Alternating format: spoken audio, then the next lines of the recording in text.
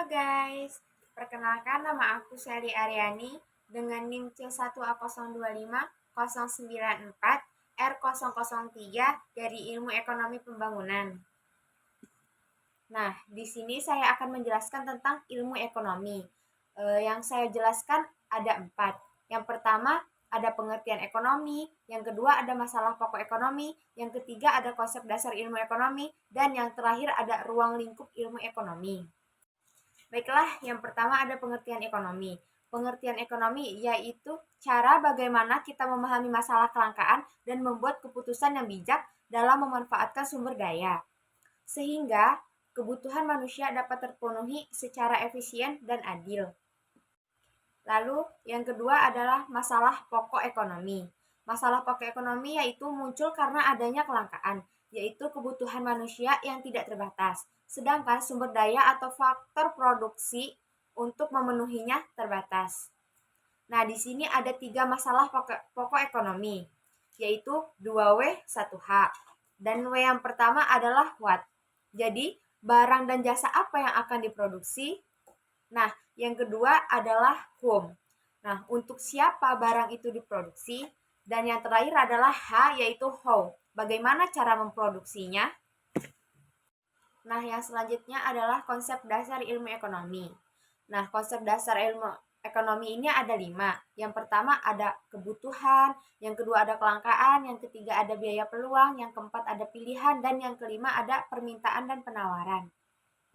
Jadi yang pertama ada kebutuhan, yaitu segala sesuatu yang harus dipenuhi manusia untuk bertahan hidup dan mencapai kesejahteraan.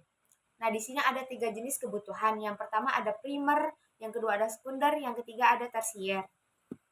Nah, yang kedua ada kelangkaan, yaitu kondisi di mana sumber daya yang tersedia terbatas, sedangkan kebutuhannya tak terbatas. Nah, yang ketiga ada biaya peluang, yaitu nilai dari pilihan terbaik yang dikorbankan ketika seseorang memilih suatu alternatif. Contohnya, jika kalian memilih bekerja daripada kuliah, jadi biaya peluangnya adalah pendidikan yang tidak didapatkan.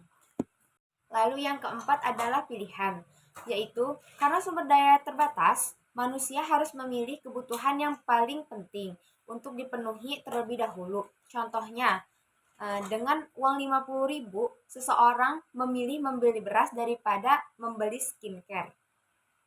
Lalu yang kelima ada permintaan dan penawaran.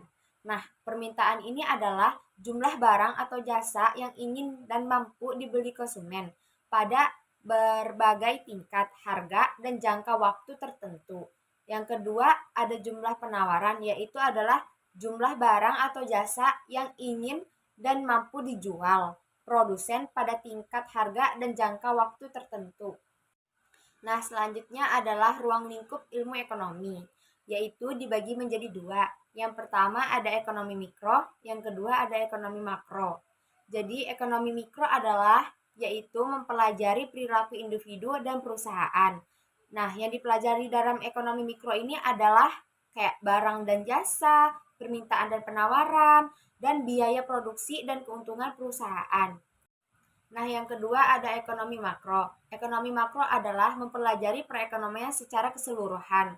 Nah, hal yang dipelajari di ekonomi makro ini adalah inflasi dan deflasi, dan pertumbuhan ekonomi, dan lain-lainnya. Sekian dari saya. Wassalamualaikum warahmatullahi wabarakatuh. Bye-bye. See you.